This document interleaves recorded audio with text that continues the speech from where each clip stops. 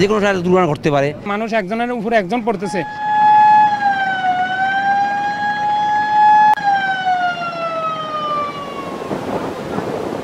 মনপুরা থেকে শতাধিক যাত্রী নিয়ে উত্তাল মেঘনা পাড়ি দিয়ে তজুমুদ্দিন ঘাটে আসে ছোট একটি ট্রলার।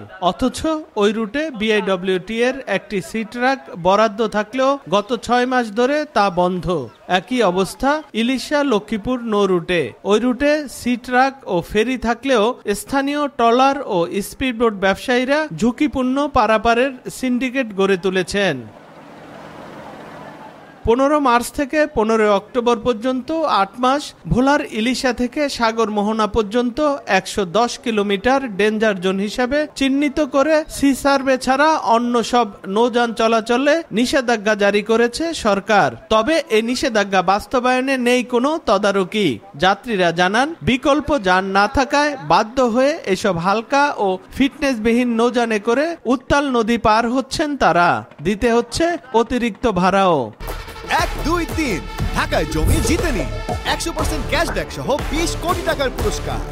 এত পানির মধ্যে এটা আসলে আমার মনে হয় তেমন একটা নিরাপদ না। মানুষের যান জীবনে অনেকটা রিস্ক নিয়েই মানুষ পারাপার করছে। যে কোনো সময় দুর্ঘটনা ঘটতে পারে, রকমভাবে যাতায়াত কোনো যোগ্যই না। মাল এবং মানুষ সব একসাথে আমরা এটা যাতায়াত করতেছি। মানুষ একজনের উপরে একজন পড়তেছে। নিয়ন্ত্রণের দায়িত্বে থাকা নৌ পুলিশ ও বিআইডব্লিউটি এর কর্মকর্তাদের উপস্থিতিতেই চলছে এসব অবৈধ নৌযান। তবে সিন্ডিকেটের বিরুদ্ধে আইনগত ব্যবস্থা নেওয়ার আশ্বাস জেলা প্রশাসকের। যারা এই ধরনের ব্যবসার সাথে জড়িত রয়েছে তাদের অপতৎপরতাকে আমরা মেনে নিতে চাই না। মনিটরিং কার্যক্রম এবং মোবাইল কোর্ট এবং আইন শৃঙ্খলা রক্ষাকারী বাহিনীর তৎপরতা চলতে থাকবে।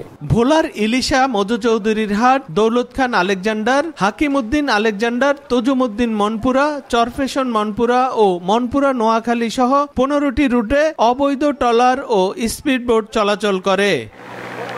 নাসির উদ্দিন লিটন, সময় সংবাদ, ভোলা।